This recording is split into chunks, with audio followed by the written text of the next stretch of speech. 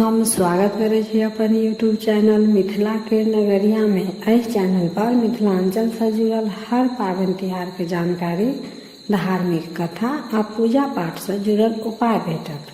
अगर एहि सबके जानकारी चाहे छी तो चैनल के सब्सक्राइब कर लिया, नोटिफिकेशन से ऑन कर लिया ताकि हम कोनो नया वीडियो डालब तो सबसे पहले पहुंचत अहाँ तक। तो आइ के एहि वीडियो में हम जितिया व्रत के दोसर कथा चिलो और सियारिन के कथा सुनाब। तो चलू आब जितिया व्रत के दोसर कथा सुनो। एहि पृथ्वी पर नर्मदा नदी के किनारे एकटा विशाल पाकैर के गाछ छल। ओहि गाछ के धोधरि में एकटा गिदरनी आ गाछ के ठाढ़ि पर एकटा चिल्होरनी रहै छली। दुनू संगे संगे बहुत दिन से रहै छली तऽ दुनू में मित्रता भ गेल। ओहि नगर के कुछ महिला सब जितिया व्रत केने रहैत तऽ गाछ लग आबि कऽ जितवाहन के पूजा कऽ कथा सुनि कऽ अपन घर सब चलि गेलै। ओहि गाछ के धोधरि से गिदरनी आ ठाढ़ि पर जे चिल्होरनी छलथि ओ दुनू कथा सुनि लेलथि। ओहो दुनू व्रत केने रहैत। गिदरनी अपन धोधरि में आ चिल्होरनी अपन ठाढ़ि पर बैस पूरा दिन काटि लेलथि, कियाकि दुनू के खाए पिए के रहनि नहि, तब भरि दिन अपन बैठ कऽ दिन काटि लेलथि। ओहि दिन साँझ में नदी किनारे एकटा सेठ के बेटा के दाह संस्कार कऽ कऽ सब केओ चलि गेल, कियाकि ओहि नगर में जे केओ मरै नर्मदा नदी के किनारे पर आबि कऽ दाह संस्कार होइ छलनि। अष्टमी के राति छल, एकदम अन्हार, हाथ नहीं सूझे आ ते पर खूब मेघ लागल, पानि पड़ैत, बिजलौका चमकैत रहे। ओहि बिजलौका में ओहि लाश के मांस देख कऽ गिदरनी के रहल नहीं जाय छलनि। एक तऽ भरि दिन के ओ भूखल आ मांस देख कऽ ओकरा रहल नहीं जाय। आब गिदरनी सोचैत जे हम तऽ असगर रहितौं तऽ मांस खा अबितौं, लेकिन चिल्होरनी जे अछि ओ देख लेत तऽ कहत जे अहाँ व्रत केने छी तऽ केना खायब। से नहीं, हम हिनका सूतऽ दै छियनि, तब जाकऽ चुपचाप सब खायब। कनी राति जब बीतलनि तऽ गिदरनी चिल्होरनी से पूछै छथिन, सखी सुति रहलहुँ कि जगले छी? चिल्होरनी जवाब दै छनि, नहीं हम जगले छी। गिदरनी चुप भऽ गेलथि। फेर कनी देर बाद पूछे छन, सखी सुति रहलहुँ कि जगले छी? चिल्होरनी फेर कहे छथिन, नहीं हम जगले छी। गिदरनी अहिना कनी कनी रहि कऽ 3-4 बेर पूछलखिन। चिल्होरनी सोचे अछि जे गिदरनी अतेक हमरा सुतै के पीछे किया पड़ल अछि, की बात अछि। आब जे गिदरनी पूछत तऽ हम सुतै के नाटक करब आ देखब जे ई की चाहै छथि। सएह भेलै। गिदरनी फेर चिल्होरनी से पूछे छथिन, सखी सुति रहलहुँ कि जगले छी? चिल्होरनी कोनो जवाब नहीं देलथि। गिदरनी 2-3 बेर पूछि लेलखिन, तैयो कोई जवाब नहीं भेटलनि हुनका। तऽ गिदरनी बुझलखिन जे आब चिल्होरनी सुति रहलथि। तब ओ अपन धोधरि में से निकलि कऽ नदी किनारे गेली। ओहि ठाम नदी में से अपन मुँह से पानि आनि कऽ चिता के आगि बुझौलथि आ ओहि में से मांस निकालि कऽ टुकड़ी टुकड़ी कऽ कऽ खूब भरि पेट खा लेलथि आ कुछ आनि कऽ अपन धोधरि में राखि लेलथि आ सुति रहलथि। ई सबटा चिल्होरनी जे छलथि ठाढ़ि पर बैठल सबटा कर्तव्य देख रहल छलथि चुपचाप। मुदा गिदरनी के कुछ कहलखिन ने, हुनका एको बेर टोकलथि नहीं। गिदरनी बुझलखिन जे हमरा तऽ कोई नहीं कुछ देखलक, से ई चिल्होरनी तऽ सुतल छथि। ओहो अपन धोधरि में आबि कऽ गिदरनी सुति रहल। जब भिनसर भेलै आ पारण के जखन बेर भेलै तऽ स्त्रीगण सब पारण कऽ कऽ चलि गेल। ओतऽ अक्षत औंकरी जे चढ़ेने छलै से सब ओतऽ पड़ल छलै हन गाछ लग। तऽ गिदरनी कहै छै अपन चिल्होरनी से, सखी सब स्त्रीगण सब पारण कऽ कऽ चलि गेलथि, चलू आब अपनो सब पारण कऽ लिअ। चिल्होरनी तऽ बड्ड तमसायल छलखिन, ई जे खा लेलक हन आ आब हमरा कहै अछि पारण करै लए।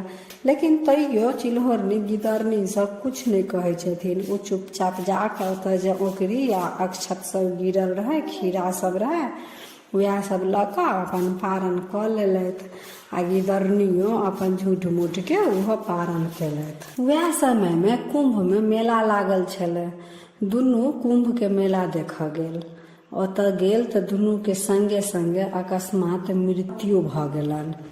लेकिन कुंभ में जे मृत्यु भेल छलनि ताहि के प्रताप से दुनू के जन्म एकटा ब्राह्मण के घर में भेलनि। दुनू जौआ बहिन भेलथि। चिल्होरनी जे छलथि ओ पैघ बहिन भेलथि, हुनकर नाम शीलावती, आ गिदरनी छोट बहिन भेलथि, हुनकर नाम कर्पूरावती राखल गेल। दुनू बहिन संगे संगे पैघ भेली। आब ओ दुनू विवाह योग भऽ गेली। तऽ शीलावती के विवाह एकटा मंत्री से भेलनि आ कर्पूरावती के विवाह एकटा राजा से भेलनि। दुनू के सासुर एके नगर में छलनि। दुनू अपन अपन सासुर में रहऽ लगलथि।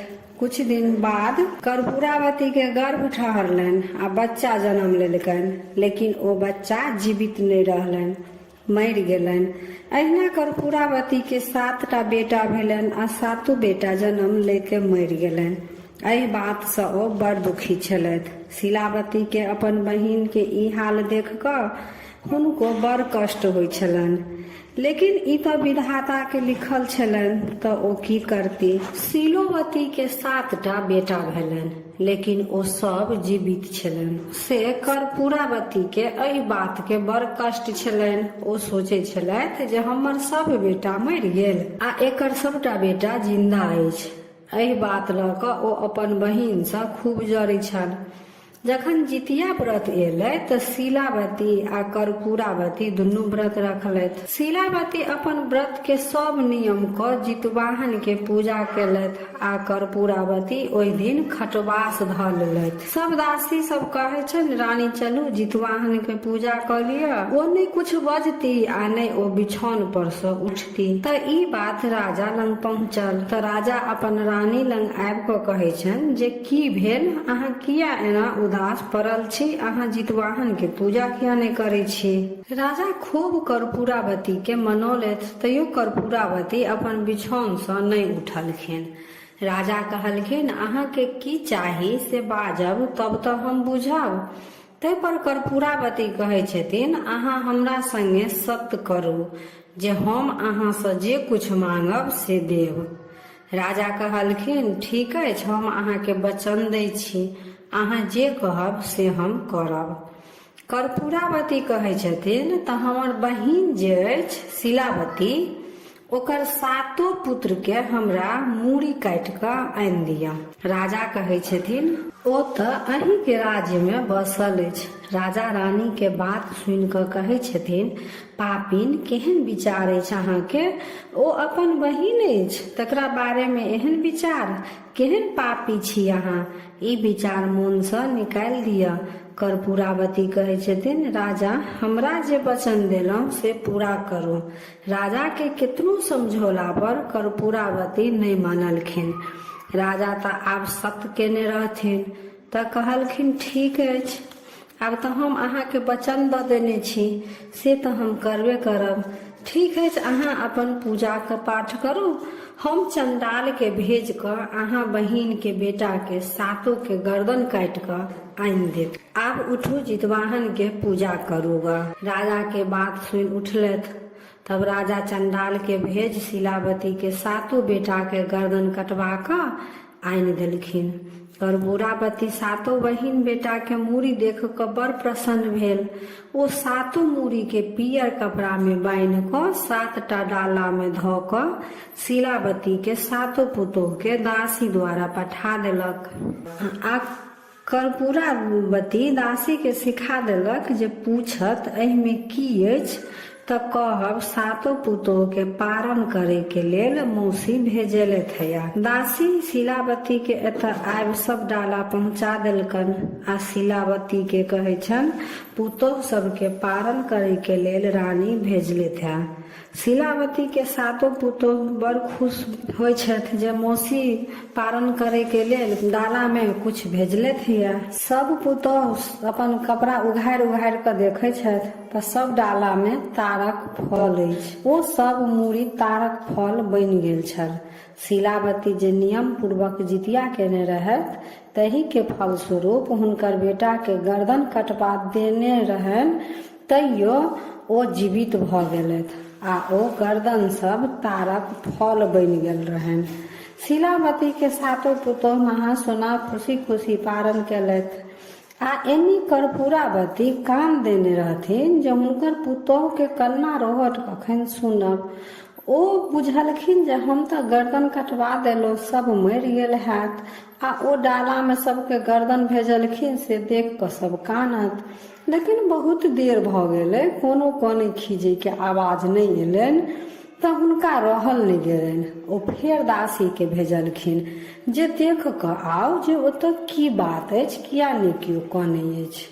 शिलावती के ओतऽ फेर दासी गेलै। ओ देखलखिन जे हुनकर सातो बेटा सब जीवित छथि, सब पुतोह बड़ नीक हंसे बजै अछि। शिलावती सेहो अपन बेटा पुतोह के संगे संगे खूब खुश छथि। दासी आबि कऽ सबटा वृतांत कर्पूरावती के सुनेलखिन। कर्पूरावती बड़ दुष्ट रहे, पिछला जन्म में गिदरनी रहथि तऽ ओ पापी छलथि। कर्पूरावती के फेर खटवास लऽ लेलखिन। राजा एलखिन आ पूछलखिन जे आब की भेल। ते पर कर्पूरावती कहै छथिन, राजा अहाँ तऽ हमरा संगे छल केलहुँ, अहाँ ओकर सातो बेटा के मूड़ी कटवा देलहुँ तऽ ओ फेर जीवित केना भऽ गेल। तऽ एहि पर राजा कहै छथि, रानी सबके मूड़ी कटा कऽ हम तऽ अहाँ सामने में देलहुँ, फेर एहिमे हम कोना छल कोनो करब। रानी कहै छथिन, ओकर सातो बेटा फेर जीवित केना अछि। तै पर राजा कहै छथिन, कर्पूरावती अहाँ के जे बहिन अछि ओ बड़ पूजा पाठ दान पुण्य करै छथि, ओ धर्मागत छथि आ जितिया व्रत केने रहथि। वही व्रत के प्रभाव सँ हुनकर सातो बेटा जीवित छनि। ओ पूर्व जन्म में जरूर कोनो नीक कर्तव्य केने हेतथि जे मरल पुत्र हुनकर जीवित भऽ गेलनि। अहाँ कोनो एहन पाप केने हैब जे अहाँ के तऽ 7टा पुत्र भेल परंतु एकोटा नहि अछि। कर्पूरावती शांत भेलथि। अहिना दिन कटैत गेलनि। फेर आगा साल जितिया व्रत लागल। दुनू बहिन व्रत रखलथि। एहि बेर कर्पूरावती अपन दासी हाथे शिलावती के सम्मान देलखिन जे हमर बहिन के कहबनि जे हम हुनके संगे एहि बेर व्रत राखब आ पाबनि करब, कथा सुनब। से महल में शिलावती आबि जाय। शिलावती दासी के कहलखिन, नहीं हम अपने घर में ठीक छी, हम अतहिए व्रत करब आ कथा सुनब। हुनका कहियोन ग ओ अपन महले में पूजा करती आ कथा सुनती। शिलावती के पूर्व जन्म के सब बात याद छलनि। हुनका याद छलनि जे हमर ई बहिन पिछला जन्म में गिदरनी छलनि आ हुनका पर विश्वास केनाइ उचित नहीं अछि जे ओ व्रतक नियम पूरा करती, कियाकि ओ पूर्व जन्म में व्रत तोड़ि लेने छलखिन। तऽ शिलावती के कर्पूरावती पर विश्वास नहीं छलनि आ ओ सोचै छलखिन जे कहीं हमरो व्रत ओकरा संगे करे में खंडित नहीं भऽ जायत। तैसँ ओ कर्पूरावती के संग व्रत नहीं करऽ चाहै छलथि। कर्पूरावती बड़ जिद्दी छलथि।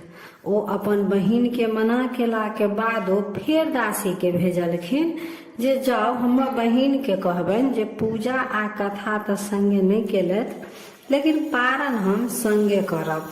आ अपन पालकी सेहो अपन बहिन ला भेज देलखिन जे महल में आबि कऽ पारण करू। शिलावती पालकी के लौटा देलखिन आ दासी से कहलखिन, ओ रानी छथि आ हम एकटा मंत्री के घरवाली, हमरा आ हुनका कोनो मेल नहीं छनि, ताहिसँ ओ अपन महल में खुआ मलाई खा कऽ पारण करती आ हम अपन झोपड़ी में खीरा उंगली खा कऽ पारण करब। दासी सबटा बात कर्पूरावती के कह गेलनि, लेकिन ओहो जिद्दी छलथि। ओ अपने शिलावती लग आबि गेलथि। शिलावती से कहै छथिन, अहाँ हमरा संगे व्रत पूजा कथा से किया नहीं केलहुँ आ आइ हम पारण करऽ चाहै छी सेहो बात लेल अहाँ मना कऽ रहल छी। शिलावती कहलखिन, ठीक, पहिले पारण करे से पहले चलू गंगा स्नान नर्मदा नदी में कऽ लेब। दुनू बहिन नर्मदा नदी पर पहुँचल, जतऽ पाकैर के गाछ छलै। ओतऽ आबि कऽ शिलावती कहै छथिन कर्पूरावती, एहि गाछ के देख कऽ कुछ याद अबै अछि? कर्पूरावती कहलखिन, नहीं, हमरा तऽ कुछ याद नहीं अबै अछि। तब अपन पूर्व जन्म के सब वृतांत सुना दै छथिन। जे सुनि कऽ कर्पूरावती के तब अपन पूर्व जन्म के सब वृतांत सुना दै छथिन, जे अहाँ एकटा गिदरनी छलहुँ आ हम चिल्होरनी, दुनू मिल कऽ व्रत रखलहुँ। हम तऽ व्रत के पूरा नियम निष्ठा सँ केलहुँ आ अहाँ राति में एकटा सेठक बेटा के मांस खा कऽ व्रत के खंडित कऽ लेलहुँ, ताहिसँ अहाँके ई दुर्दशा अछि। ई सब बात सुनि कऽ कर्पूरावती के अतेक दुख होइ छनि जे ओ ओतहिए अपन प्राण त्याग दै छथिन। हुनकर मृत्यु के बात राजा तक पहुँचे छनि। राजा के संवाद जाइ छनि, कर्पूरावती के विधि विधान सँ दाह संस्कार होइ छनि आ फेर राजा अपन राज हंसी खुशी सँ चलबऽ लगै छथि। शिलावती सेहो अपन बेटा पुतोह के संगे खुशी खुशी समय बितबऽ लगै छथि। ताहिसँ अखनो एहि कलयुगो में यह विधान अछि जे कोनो व्रत करी तऽ पूरा नियम निष्ठा सँ करी आ नहीं पार लगे तऽ नहीं करी, नहीं तऽ एकर पाप एहि जन्म में तऽ नहीं तऽ दोसरो जन्म में जरूर भोगऽ पड़त। तऽ ई छल चिल्हो सियारो के कथा। तो अब वीडियो केहन लागल, नीक लागल तऽ लाइक शेयर सब्सक्राइब कऽ कऽ मैथिली भाषा के सपोर्ट करू। हर हर महादेव।